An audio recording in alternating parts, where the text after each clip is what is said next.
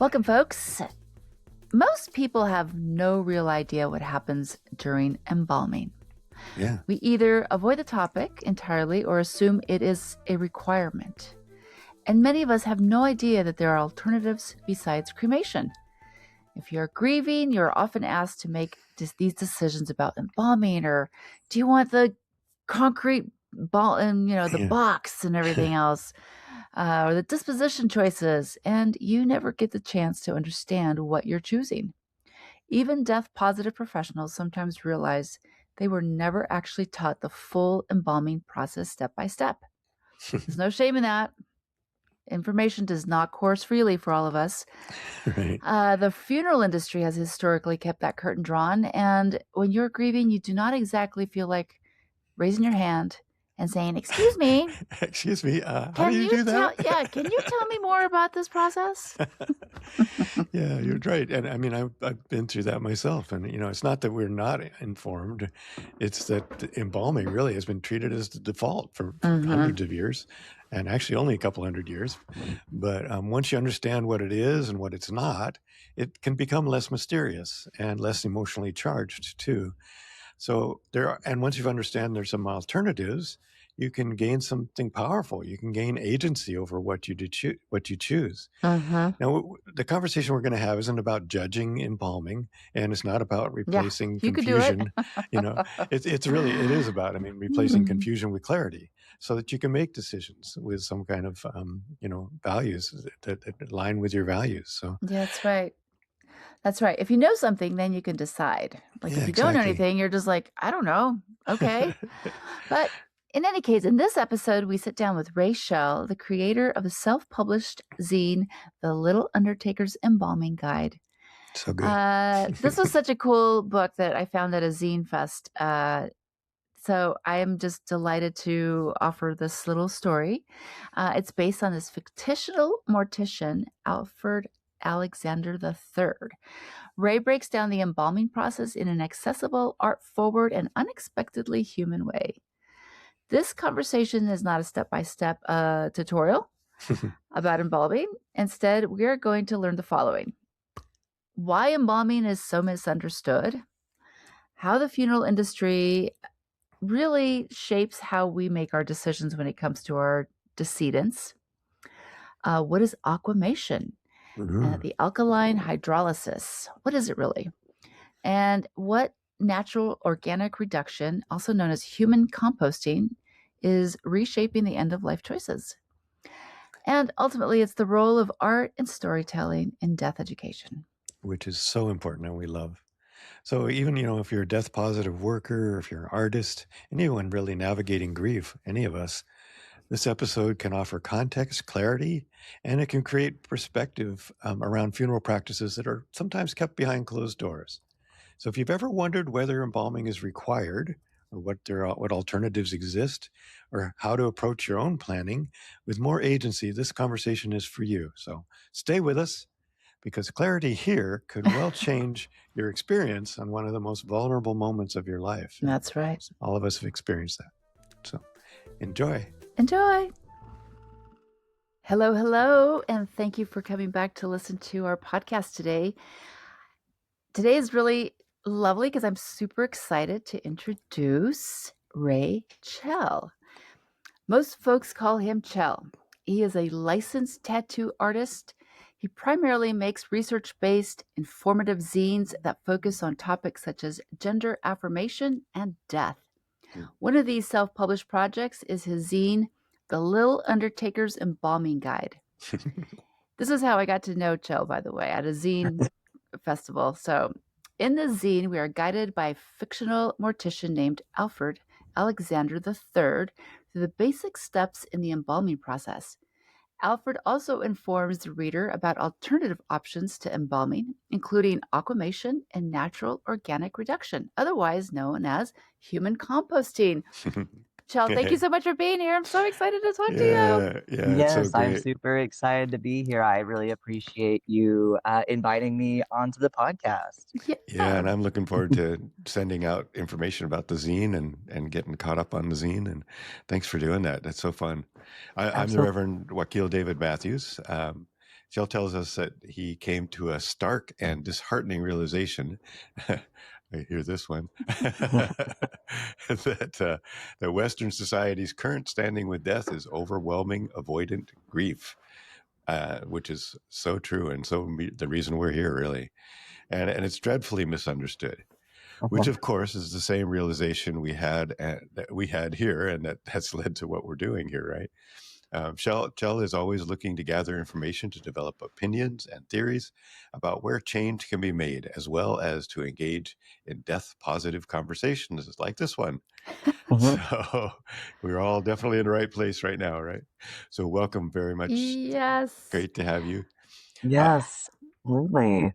We like to go ahead. Wait, I'm going to just jump in here and do something different Yeah. because when I met Chel, we were talking about this particular zine. I was tabling for my daughter, and we started talking about the embalmers piece. But I think I began with your tattoos, and then you showed me your tattoo of a coffin. Yeah. And that's when I was like, tattoo. wait a minute, this is a death positive person. Let's actually connect deeper. So, this is where life gets me excited when I get to intersect with people who are just delightful and in my realm. So thank you. Yeah. Absolutely. And what a better way to very openly express death positivity than tattoos. I also have the word mortal across my knuckles. So I'm very aware of my mortality, and I've decided to embrace that in an art form I have dedicated my livelihood to. So that's so cool. That's so great. Yeah. So cool. And what a great way to meet people too. I don't have tattoos. I guess I'll have to get a button or something. Well, we could get matching tattoos, Wakil. We could go to Oklahoma and get some matching make a tattoos. Trip. I would love to On our show y'all my forehead? studio. Well, definitely, we should put that on our wish list. Our bucket list. Yeah, Oklahoma City has lots to offer. Trust me. Okay, all right, cool, good to know. Yeah. Well, do you remember in your life when you first understood what death was? Yes, actually, the first, I guess, the most impactful early memory I have of death involves my childhood cat, Bryce. I can remember waking up in the morning and running into the living room and seeing her laying on her side. And I instantly knew something was off. Even as a very young child, she was meowing in a way that seemed like she was in pain. And so I went upstairs. I grabbed my parents, and they came down, and they both basically confirmed what my little child brain didn't fully understand, but I knew something was off. And they're like, "We think that Bryce is dying." And I can remember running to my room, and one of my parents comforted me while another one stayed in the room with the cat. And she of course eventually passed, but what made that so impactful was not only that that little thing in my brain going, something's different here, that I don't remember being pre-established. And then after she passed, my parents went outside. We have a pet cemetery that we still to this day be adding to. And I can remember as my parents were digging her grave, I just sat on the deck and I just held her. And I can remember that experience of deep sadness, and her body was getting colder, she was limp, all the things that a live cat isn't, and so I got to have that experience of spending time with the cat's body before laying her to rest. And I remember that was just so impactful, and it felt like I really got to say goodbye to this animal. So that's really my first impactful memory with death. I feel like pet loss is a pretty common one for young children to experience death for the first time. And I love that your parents had such a hands-on, if you will, that it wasn't like we're going to hide this from you or we're going to ignore it, which is stories we've heard as well, Yeah, Yeah. there's a lot of kids who don't get to actually engage with their fur babies' bodies, and Yeah, or their goldfish or whatever, yeah.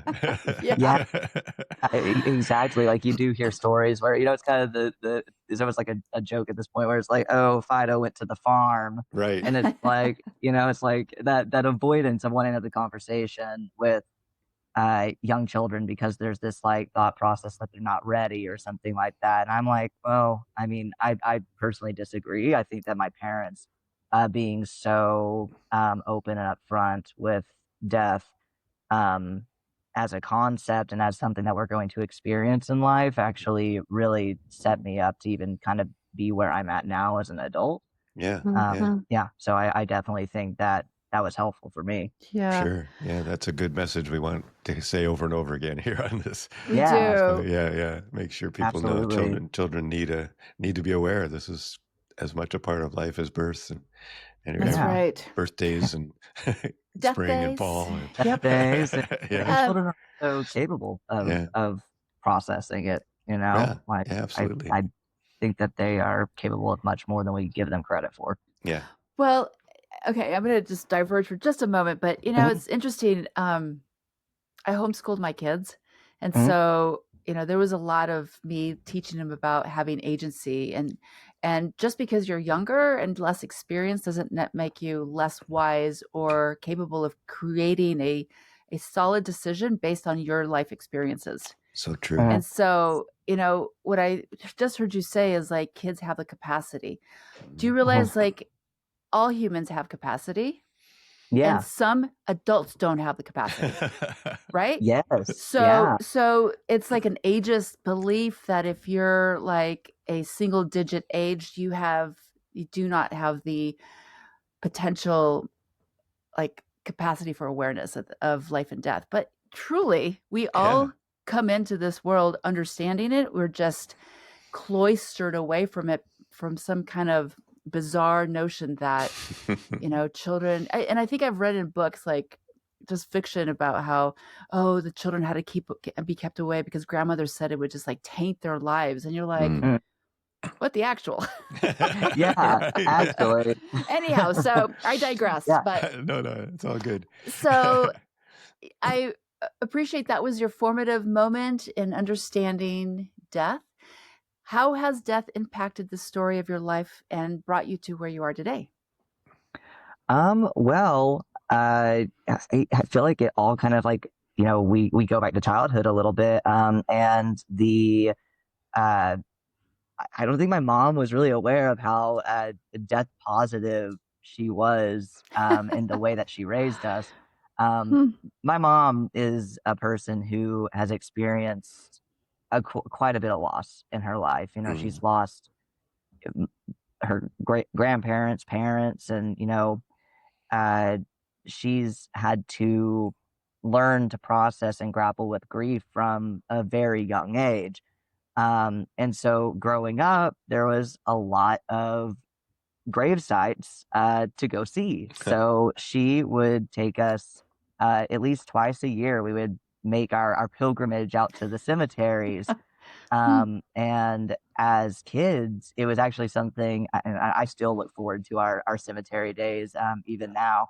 But as kids, we looked forward to it because it was, we went out there, we had the flowers, we put the flowers out, the flowers are pretty. And it was just an opportunity to ask questions. I remember, after we would lay the flowers on our family members' graves, we would spend quite a bit of time just wandering around the cemetery, looking at the flowers, commenting on how the flowers are pretty, commenting on, people's last names and the dates on the stones, which would then give us the opportunity to ask questions. My mom would answer them to the best of her ability. And there's just something, we did throughout my entire life. And I think that made it to where cemeteries were very much like places, to actually go visit. People who will lay their loved ones to rest, and that's it. They don't really go back. And that was just like a regular thing we would do and still do. That's great. That's so good. I love that, and I love that it's a kind of regular part of the world you grew up in, and so many people, like you said. I think this is also true because of the way we diversify. You know, we're born in one place and we end up. You know, my kids are scattered all over the country, right? Although they're coming closer, that's good. Yeah. But I mean, I'm in the same part of the world, but my parents moved out here from the East Coast, and so, you know, it's very common that people move far away from their loved ones. It's not like it was in the old days where we were all in one village the and same we community. buried our people there in the village and we went and spent time with them and it was part of the village. And so we've lost that. I think that's an important and impactful loss that we've had in our culture, that we don't have that connection to our people and to where the people are, and to go back and spend time with them. Yeah. So Akil, it just also occurred to me, like, not only are we kind of transporting ourselves all over the planet as families, as clans, and, you know, the very affordable and highly used cremation process also diminishes the ability for us to, like, go somewhere to sit, right? Right. Like, unless it's like, you know, Auntie's closet where Grandma Joan and the dog and whatever are, like, in their housed boxes. in their boxes, right? So there is something about, like, the lack of intentionality around how to go and spend time with our ancestors. Like, having exactly. an actual place to visit and everything. And you know, I feel like, you know, one of our local cemeteries right down the street from us, very recently, I think, at least refurbished their columbarium and everything. So I wonder if, because cremation is definitely on, you know, the incline and everything because of its affordability, if maybe some cemeteries are, you know, of course, seeing an opportunity, but also being like, oh, some people might still want a place to visit. You know, that's more affordable than, you know, the embalming, the casket, the vault, the plot, the stone. And, you know, it's the cremation, and then, you know, a similar vault to that of a mausoleum, but significantly smaller. And I very recently went over to that cemetery. I was taking a look at that and everything, and it seemed relatively new because none of the dates on there were older than, like, I think 2018. So I know that the concept of a columbarium isn't new, but, you know, at least in my little cemetery over here, it's a new establishment. I'm one of those that loves to wander around cemeteries. So, Yes. but, you know, I was just thinking, I have no idea if I even wanted to where my grandparents are buried, or where their remains were left. I know where my parents were, but that was ashes that we put out in one spot, and I do visit that now once in a while. But you know, that's interesting to think. I wonder how many people that's true for, that they wouldn't even know where to go if they wanted to visit their family. You know, their loved ones. So findagrave.com. Right. Yeah. See if you can find them on there. It's gonna put GIS like GIS coordinates. somewhere. I love that. Actually, we we had this wonderful person come on and talk about green burial, where they just basically put you in this forest with a tree, you know, and you don't have a headstone. And she said they had to create a GIS mapping system so that people would be able to find their people, you know, find their tree. So that's great. I love that. That's great. That is really cool. I also think, as you were speaking, Chel, I was thinking about, first of all, everyone's my ancestor, right? Like, we're all kin at some level. And it was just occurred to me, I was like, you know, I used to spend a lot more time in cemeteries because I do find them to be the great picnic area, great reading area. I did a lot of portraits in cemeteries. And I was thinking, maybe I should start going to just, like, wander around and talk to whomever is hanging out there, right? Like our ancestors. But it occurred to me, like, my favorite tia and my grandparents are in Isleta, Texas. And every once in a while, when I'm able to go down, I wander around the cemetery, and I couldn't tell you where they're at, but I find them. I'm like, that you just have this, like, internal navigation system that's like you're going to find your family. And, you know, I mean, so maybe like just a random cemetery, you could find somebody that you may or may not know this. I mean, with 23andMe, everybody's finding themselves connected, so you Yeah, never right. know. Exactly. To people we never thought possible, right? That's right. Yeah. So anyhow, I Yeah. digress again. Yeah, no.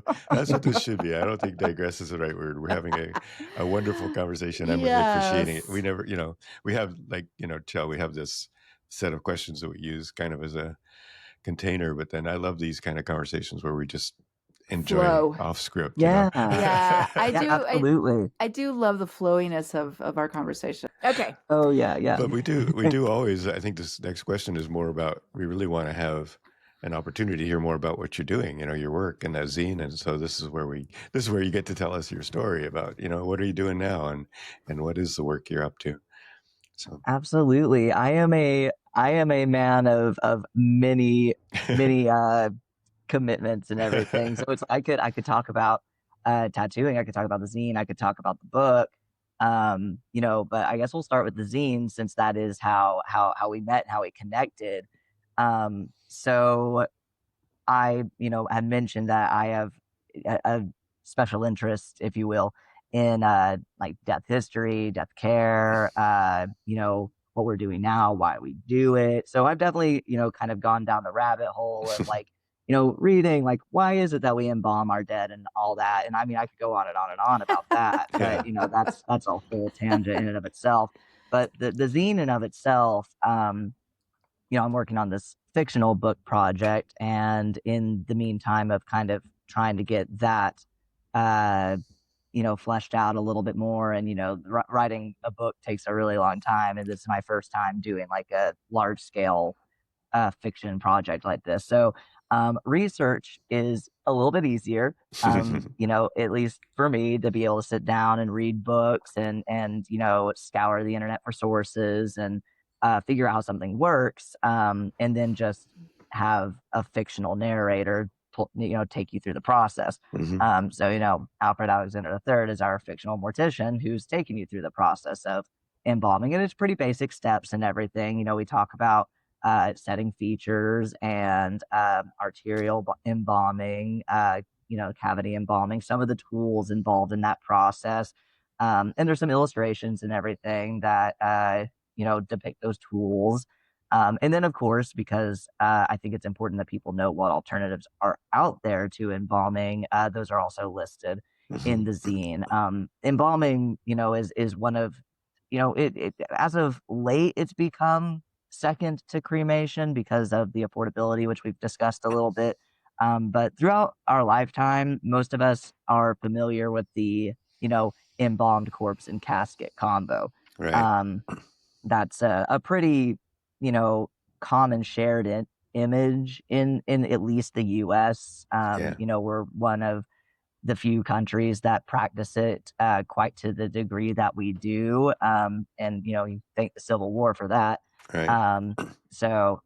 That's I think it's important that people kind of know what goes on behind the curtain. So that was one of my intentions for producing the zine, is being like, Mhm. you know, some people are going to pick this up and they're going to read it and they're going to be like, wow, that was really interesting. That's I feel so informed. But I had at least like one person who read it who did like it, but did tell me that like there were moments while reading it that made them kind of squeamish. And I was like, yeah, it's a pretty invasive process at the end of the day. And I mean, there's, other, ways that people can go about things to make it even more invasive. Just Mhm. really depends on the mortician that you have, the embalmer and everything. I myself am not one. And so what I did to try and make sure that this zine was, you know, accurate is I cited all my sources, but not being behind the curtain myself, I can only read so much. I can only do so much, in the classroom type research, Yeah. before you kind of are unaware if you're really telling people the correct information. So thanks to tattooing and all of the people that I get in my chair, I eventually was able to get connected with an embalmer, Mhm. Hmm. and she was more than willing to read over the zine's rough draft and basically fact check it. And, thankfully, a lot of my research was correct. She gave me a few things to add to the zine to be able to, depict the visuals and everything, the things that happen a little bit better. But beyond that, she basically just gave me a thumbs up, said, "Yep, that's right." And I was like, cool. Because I was much more interested in being able to credit an actual embalmer for, editing and fact checking than, putting a disclaimer in the zine by being Right. like, hey, this is all research based. I myself am not someone who has embalmed a body. So take this with a grain of salt. Having somebody actually make sure it's right is way better than that. Way better. Yeah. Yeah. That's so great. What a But brilliant idea. it is. And Chel, I do appreciate that you went through that process to make sure that it was not a disclaimer. But when you and I first talked, you really, I think you mentioned this, and you said, I just want people to understand what they're choosing. Yes. Right? Yeah. And so the big piece for me that I appreciate about your zine is that unless you're curious about this in your own, like, for your own edification, Yeah. people will choose things that they have no idea what it is. Yeah. They will just assume like this is the normative, death process Right. that I should say yes to. Yeah. And it's the best, way or whatever. And your zine, even though it may feel like it makes people squeamish, it's a very real process that people should know about. And if they decide like, I don't want my loved one to go through this, they'll know to say no to that. Right? Yeah. Yeah. And they'll know there's options. Yeah. There's Yes. options. I mean, I think that's what I am just delighted when I read that, because and appreciated about your conscientious, death positive, let's create change around this, because people don't know, and they just, and in an acute situation with grief and finances and maybe children and grandparents, it's like, it's hard to make a choice, and you assume that the professionals you go to will actually help you make the best choice. And in fact, it's not going to be the best choice for everybody. Yeah. And often those professionals are motivated by making more money. So, so you don't necessarily, I mean, that was my experience with my mother, that was really painful, to go in the midst of this really horrible grief, to be going into a used car salesman situation, which is not always the case, but, there certainly are funeral directors with much more compassion and caring, but in this case, that's what it was, and that's just a travesty, really. And so to have any kind of information like you're talking about, I love that. I love. I just recently read another book. It was about cadavers, and it was so funny. It was like half the time I was cracking up and half the time I was grimacing, but so I really appreciate that you're doing that work. Thank you so much for putting that out. The more we can do this, the better, as far as getting people this awareness. So So what are some of the challenges that you've encountered with your zine? With the zine, it honestly has been a pretty smooth process to do that project and everything. It was, just like the reading and the research and everything took a lot of time, but the zine in of itself actually was pretty smooth and everything. I've gotten, I do the zine fest and everything, like where we met to share that zine, as well as other projects and everything I do. I also locally do like consignment and everything. So some stores will put it in the store and everything. And so I've just kind of share it wherever I can. And what's the reception when people read it? Do you get feedback? I do. A lot of people are. I get people who pick it up both because it is something they're already interested in, and then I get people that pick it up out of more of a curiosity, which I think is even mentioned in the zine, where it's like, oh, basically, congratulations, you made the first step to be a more death positive, death aware person by just simply picking this up and reading it, and becoming more aware of not only your own mortality, but the mortality of others. And So I do get people that are kind of on both ends, that pick it up and learn a little bit about that process and everything. So I feel like the audience is fairly broad, based on my experience so far. Yeah, I've had some people be like, I have never heard of most of this stuff. I don't know anything about Wow. this. And Wow. my loved one was embalmed, and I had no idea this is what that process looked like, Right. Right. So, Right. and like you said, like not everybody's going to sit down and want to, read books and websites and Yeah. talk with an embalmer and everything. That's because it's not everybody's like, hyperfixation. So I'm able to just condense it down into like, a few pages, make it extremely easy to digest. Yes. Mhm. So, it's like kind of like, oh, the research has been done for you. And then I Right. think utilizing a fictional character Yeah. also makes it a little bit more approachable. Mhm. Also, the You know, zine as a format is really like, palatable for people. Yeah. They're not picking up a yeah, tome. They're not yes, yes, getting a list of sources. It's Right. like a Yeah. In our world 10-minute where, perusal that will be yeah. like, wait a minute, I just had a whole construct shift here because I did not know this information.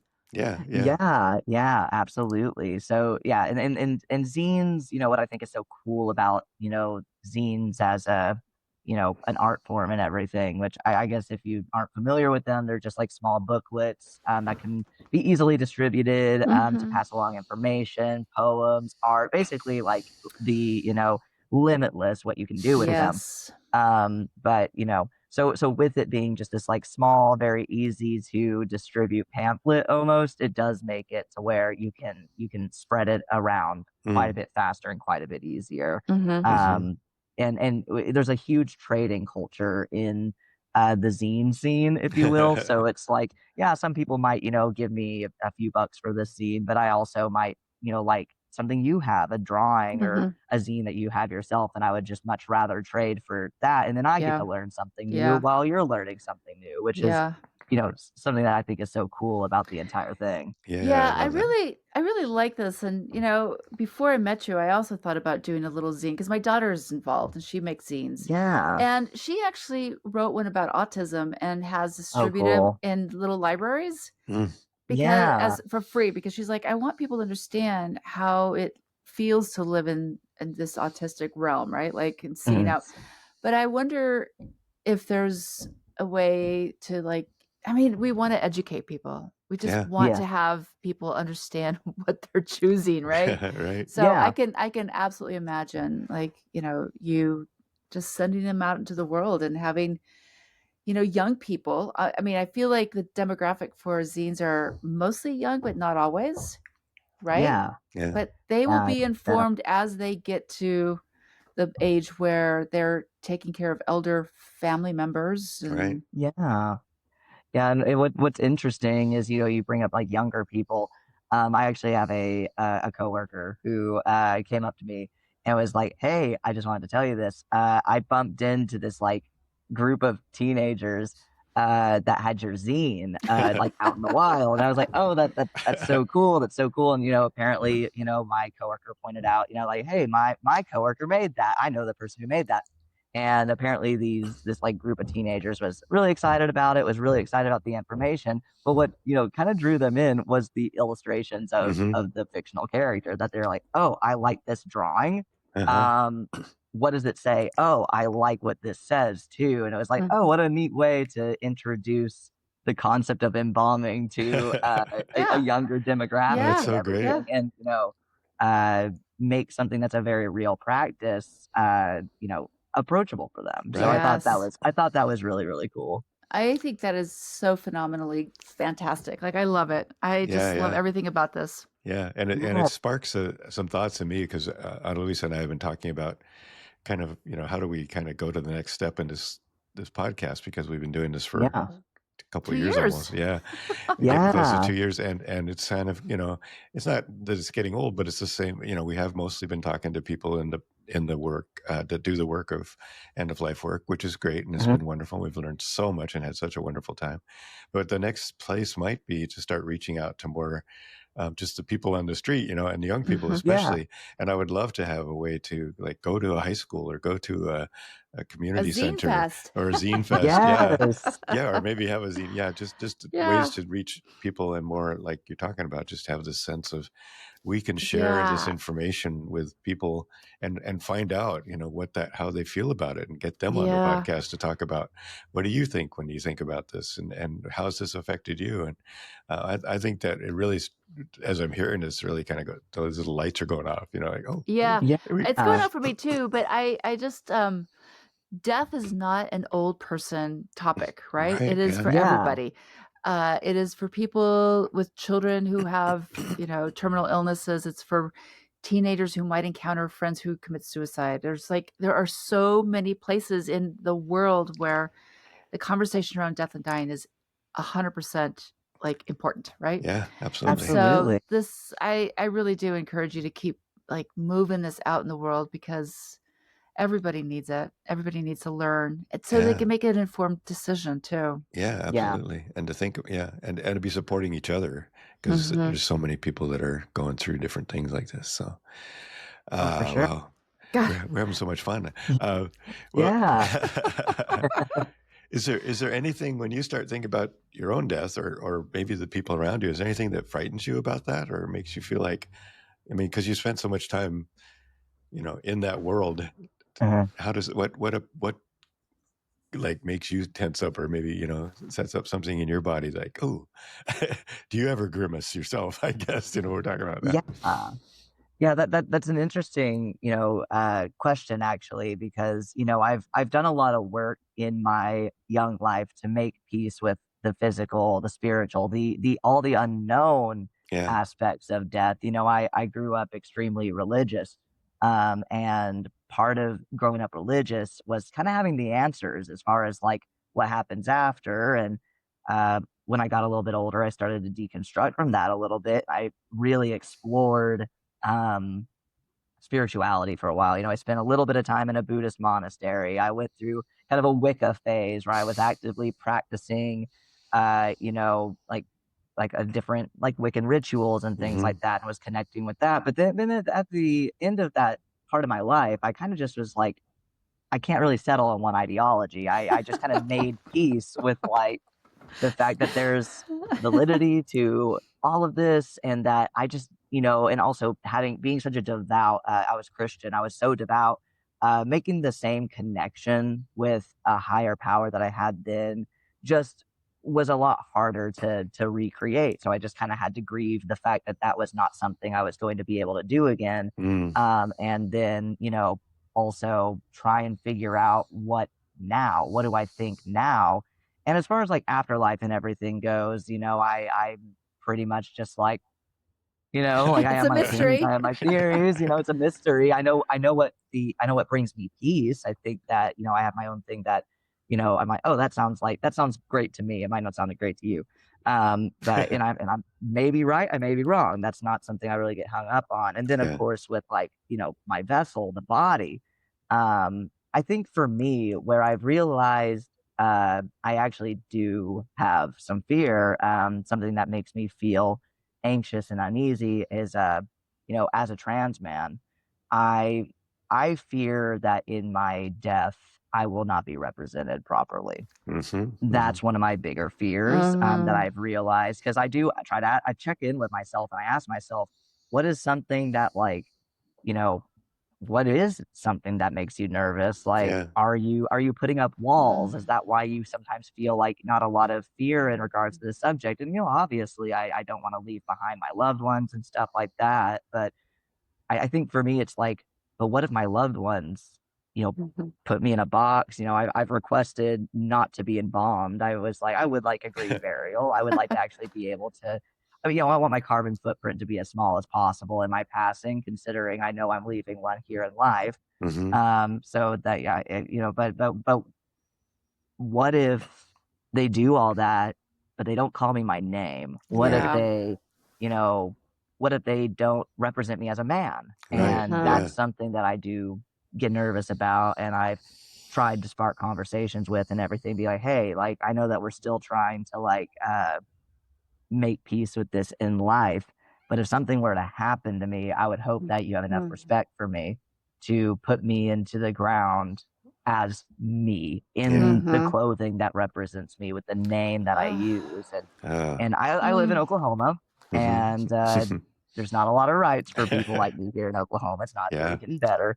So, and I know that I've done a little bit of research on, trans people's, rights and everything in death, and it's a little complicated and everything. So I do worry about that, and I just hope that while I'm still here and everything, I can continue to advocate for myself and have conversations with the people that are more than likely going to be in charge of that, to be continuing to pave the path of acceptance.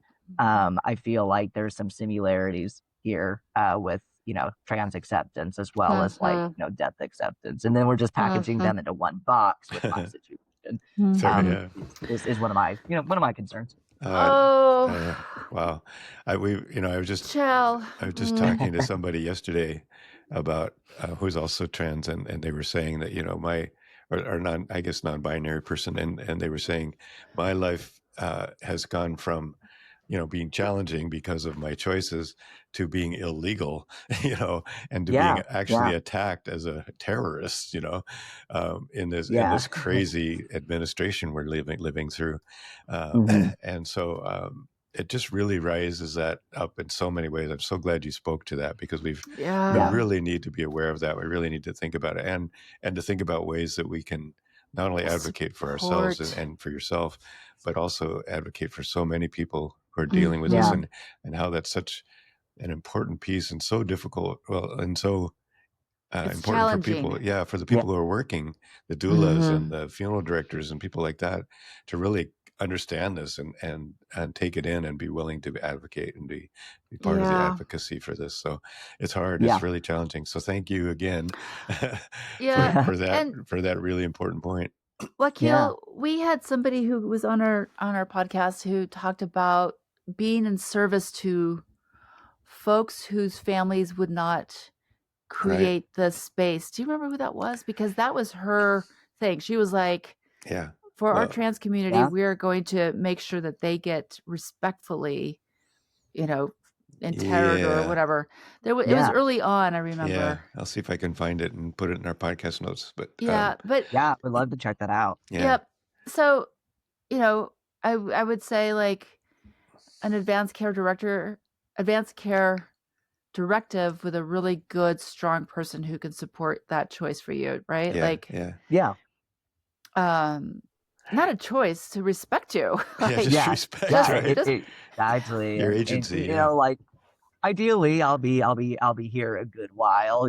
Like my husband and everything is my number one supporter and everything, and I of course hope he never has to deal with that sort of thing. But I know that like with him being my closest person, that he would do everything he can to make sure I'm respected and everything. So it's one of those things where it's like, it's a concern, but I am fortunate to be creating a network of people that that do treat me with the respect that I feel I and all trans people are deserving. Yes. And it's trans people, it's LGBTQ, it's like brown and black. It's like everybody who doesn't fit into like the white normative cisgendered middle class kind of box. Like everybody gets kind of like screwed a little bit if if they don't have somebody who's actually going to be advocating for like the care of dreadlocks or like there's so many pieces to the death industry that disregards understanding who is there. Who is this decedent, right? That was another, I don't know if it was another one or the same one, or we spoke to a woman who had just become a funeral director. This is quite a few years ago, a Black woman, and she said she walked into the room where they were doing the preparation, and the person was about ready to cut off this woman's dreadlocks, right? Yes. Because he said, I don't know what to do with this, and so she made it her work and has done this work ever since. That's right. She has a YouTube channel. Yeah, to just say, to teach people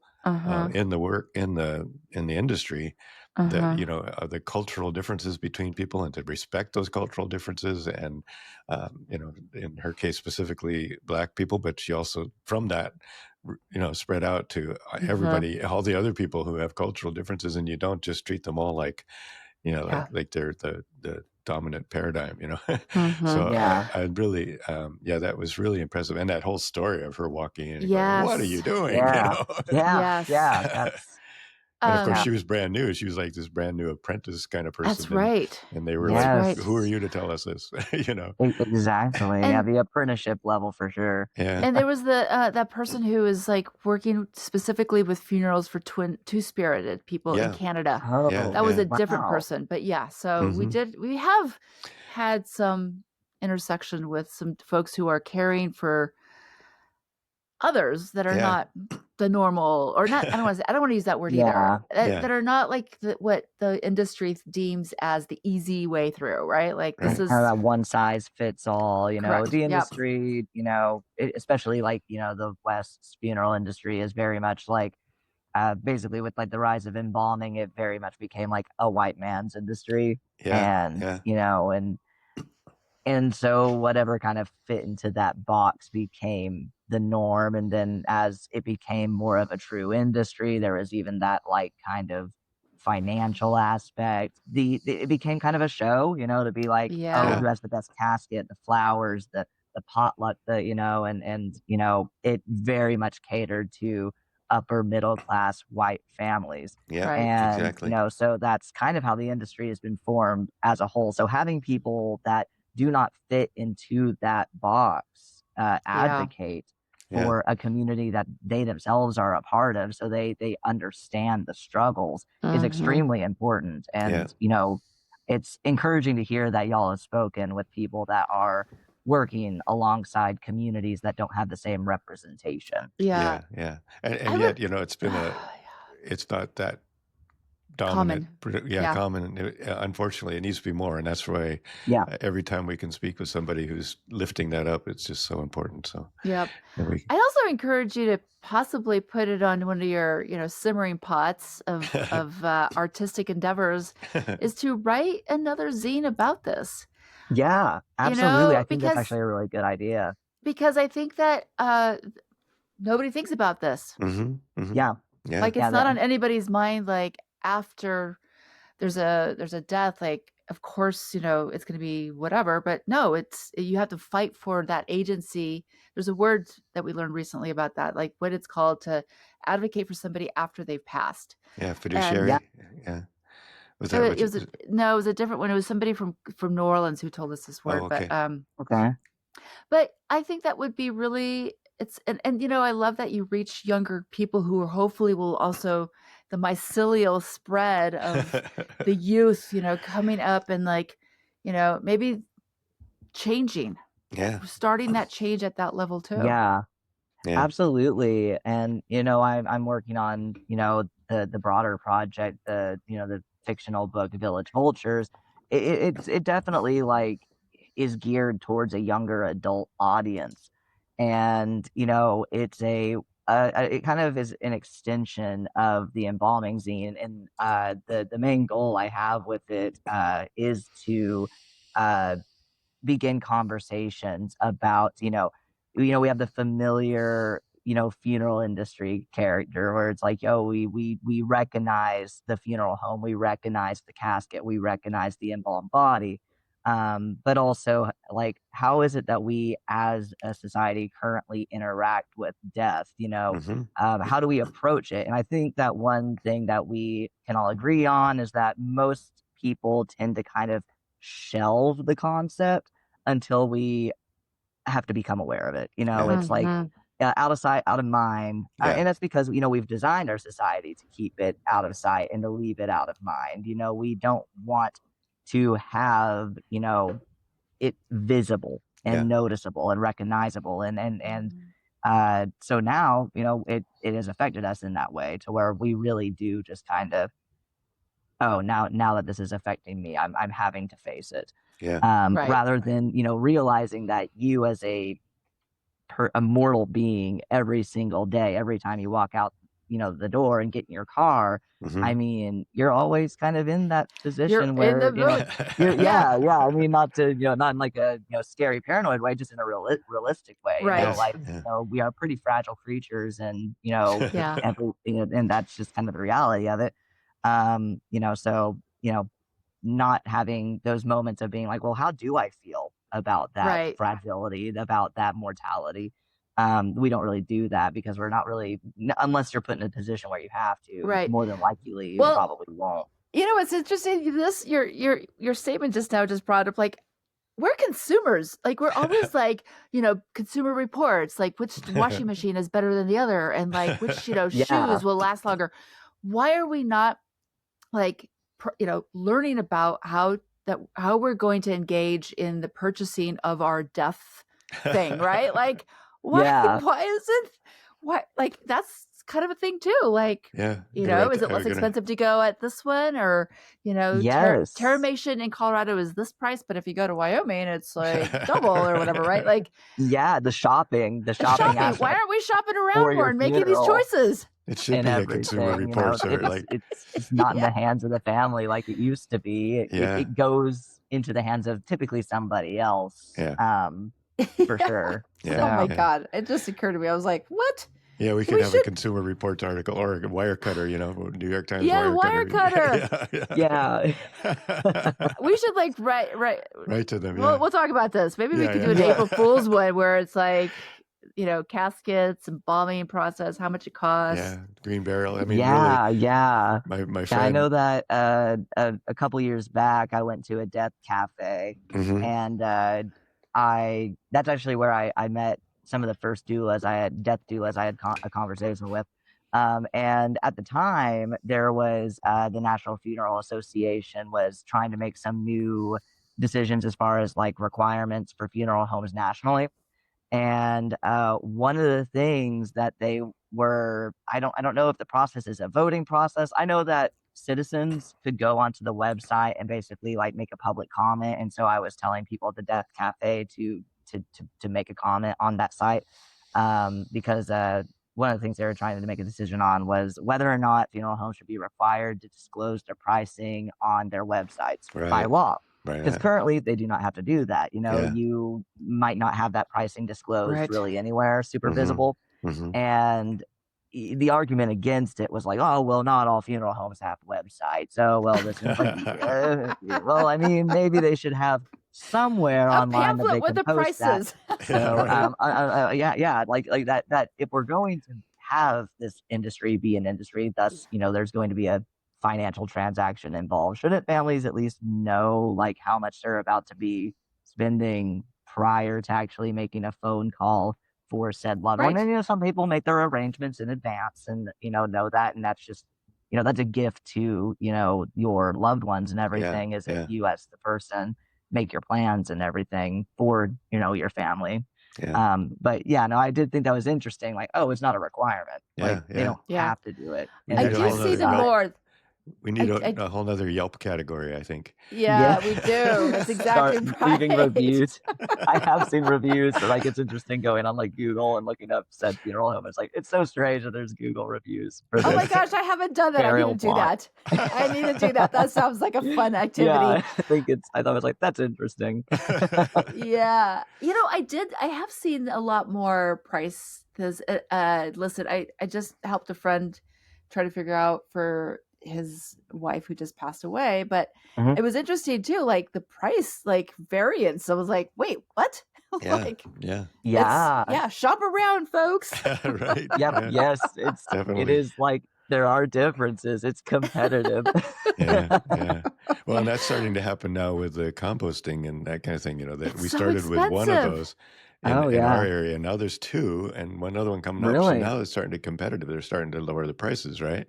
So that's happening. And my friend Bodie, who really helped us kind of start this thing, and we're going to actually get to interview him again soon. He was one of our very first people. He has a nonprofit green funeral home in Hawaii, maybe the only one. And so he always likes to say, well, yeah, we got all these great new alternatives, but they're still expensive. He said, just put the body in the ground. You want the least expensive option? Put the body in the dirt.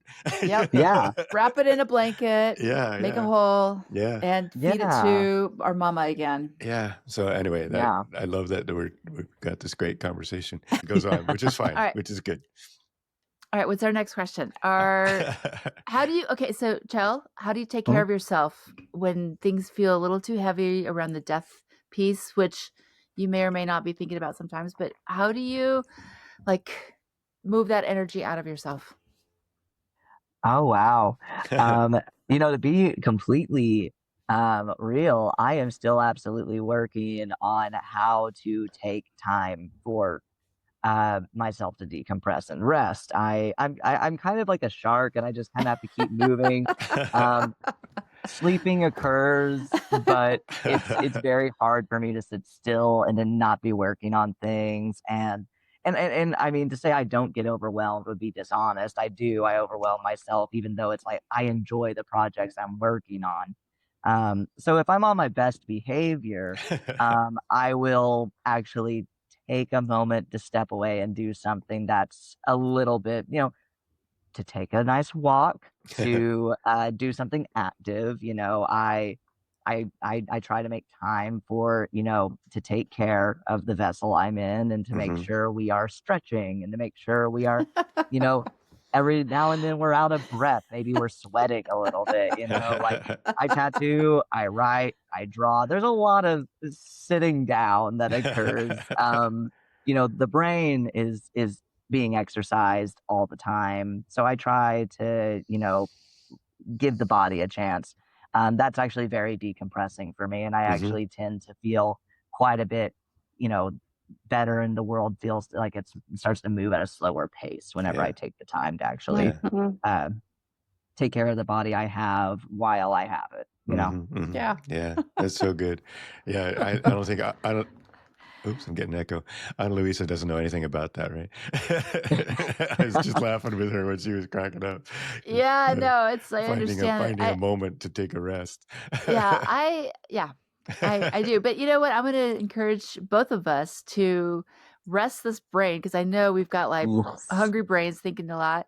The body definitely needs to be stretched, but our hearts also need to be tended to, Yeah. Yes. because I feel like that's the one that is kind of the one I need to take most care of these Yep. days. Yep. Yeah, You should I would have that agree on with your that. calendar, just like everything else. I should. I love you. Yeah, Now's if your it's time. not in the calendar, it doesn't exist, is what I tell people. I'm like, if I forget to put it there, I Yeah. might not show up. So Yeah. I have to, I pencil in like my social stuff, all of it. It's like talk to friend on phone, and it's Yeah. like in my I calendar, know, it just to has make to be sure that I way. actually maintain the social life. But Mhm. I agree, definitely taking time for the heart and everything is a very, very important thing. Mhm. I try to continue to go to therapy at least once a month to do all that. But I definitely could probably do more to, check in with myself in that way too. Yeah, It's a yeah. process. Yeah, It yeah. is. No It is. shoulds. We're Yeah, doing the we don't do shit. we don't do shoulds. We just show up and we're doing the best we can today. Yeah, yeah. Exactly. That's basic. That's basically my motto in life: is you're trying your best. You're doing all right. Yeah, Doing this, yeah, but yeah. yeah. Well, we always want to leave time for you to just tell us if there's anything we forgot or anything that you'd like to share that we didn't ask you about. So, we're anything we missed or anything, and when you were talking about your work, you listed several things and then talked mostly about the zine, right? And I love Yeah. that the zine itself is kind of a symbol of our world, that we have to go fast, right? We can't Yes. we can't read a whole book. We've got to, Mhm. but Yeah. that's actually why it fits so nicely into our world. So, but anything else Yeah. that you would like to share with us before we finish up? I mean, I guess like, like we mentioned at the beginning, I tattoo professionally. That's what I spend the majority of my time doing. And that's a people's industry. I spend a lot of time with people. Yeah. And I thought it would be, important to mention that, one of the aspects of my job that I think that a lot of people are probably pretty familiar with, because a lot of people feel they need a reason to get a tattoo. Not everybody, but a lot of people do. And a very common reason is memorialization. Mm. And so that's actually been a place where I feel like I was able to really begin to get more exposure to grief and healing, was through my occupation. People Mm. coming in, and it can be tattoos that are handwriting from a card or letter, or maybe it's something that is a visual representation of what that person enjoyed, a hobby, and getting to engage in that as an illustrator, as a tattoo artist, and then as the person that is sitting there, talking to the person, putting the tattoo on the body. And getting a tattoo is, I always, I'm like, every tattoo is a brave thing to do. Every tattoo, there's some inherent risk behind it. But and that's, nothing in life is really worth doing, that it is easy. I mean, I think Yeah. that, taking risks and everything. But one thing that I think about, tattoos that are used for memorialization is, there's something very different about that, because most people will get them, and it doesn't feel like a risk. It feels like a necessary part of their healing process. Oh, wow. And getting to see them, oftentimes emote, and talk about the person. I get to learn a lot about the person that I am doing the tattoo for. That has definitely inspired me, in my work and everything.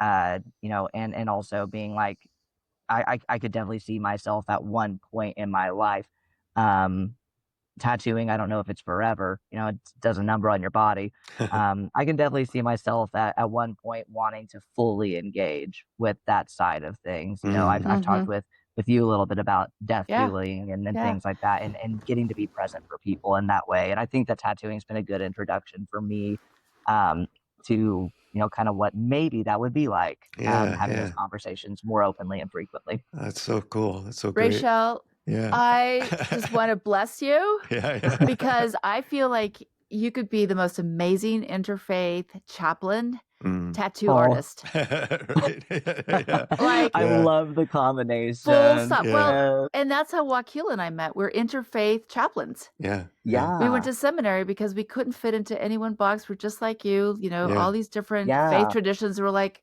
oh, it's just one big one, whatever, Yeah. so, and then, Yeah. but, I think that once you recognize that you're serving folks in their grief, or their joy, or whatever emotion is huge and acute, and you have the skills to do it safely for yourself and safely for Mhm. them, bear witness to it. I mean, Wow. you're on your It's way. You're such a service. Yeah.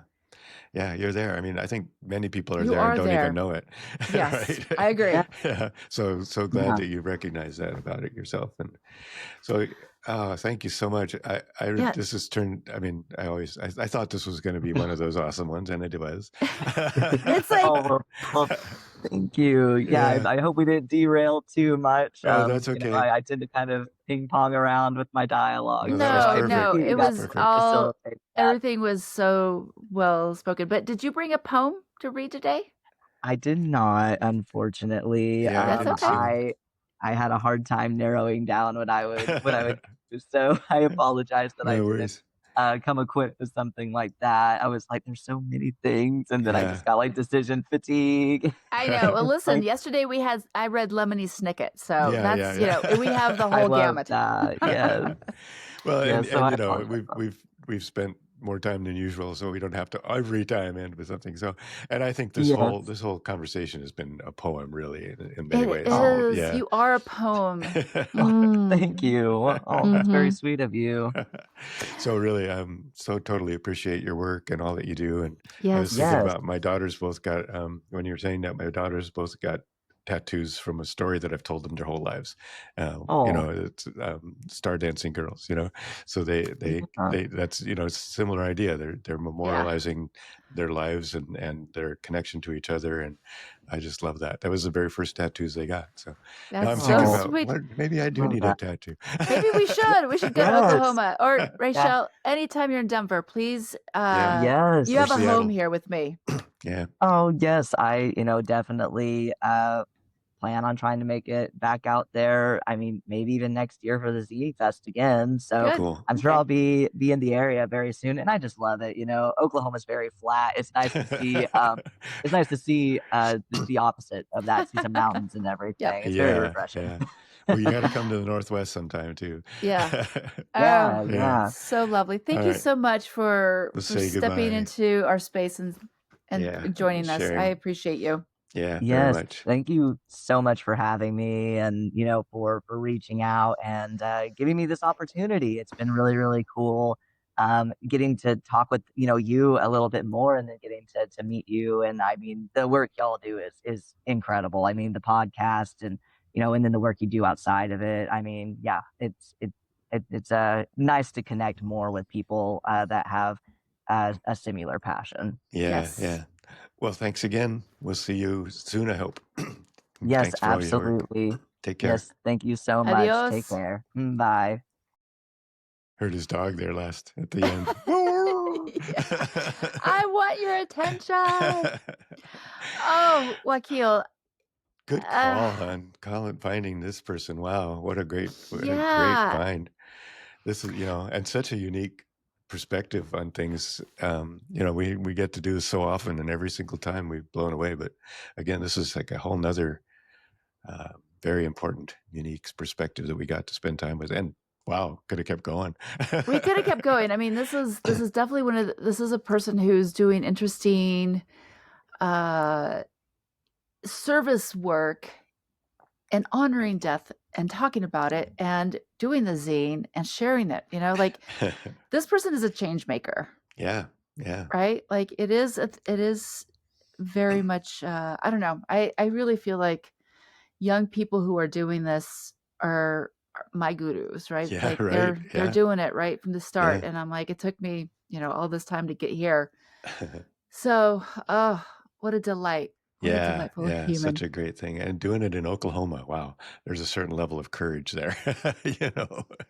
I And know. also that's such an important thing too, to be in a place that's not necessarily supportive of the work he's doing or the person he is even. Mhm. And to be there and be courageous and strong enough to really lift this up and be an advocate for himself and Mhm. everybody else. So Mhm. yeah, we need more and more of those. And so inspiring to have I somebody know.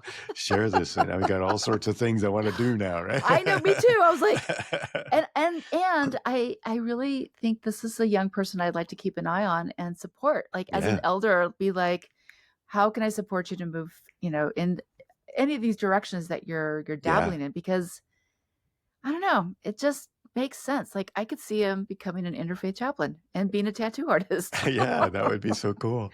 I mean, yeah, I think you have to be elder in training, hon. You're a little too young still. Oh, come on. Kidding. I know you totally you take that role very beautifully.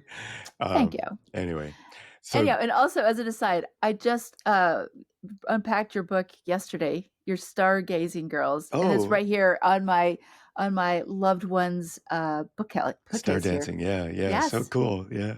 All right, well, yeah, there's a line from there in there. I think it was, I forget which line they put on their little right on their hip, so cool. That's so cool. Yeah. Yeah. All right. Well, Much love blessings. to you. Appreciate Adios. you. We'll see you. I think we're on again next week. So Yeah. adios. Well, I'm going to sit here for a second anyways. All right. Take care.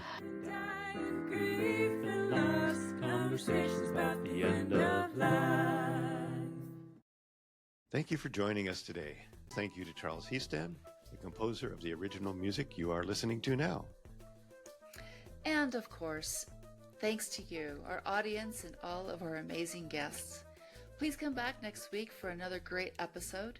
Share this with your friends, family, and community. We hope you will subscribe and follow us on YouTube, Facebook, Instagram, Blue Sky, and Substack.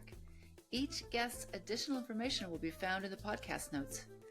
And of course, if you have a good end-of-life story to share, please reach out. We are always eager to hear from you.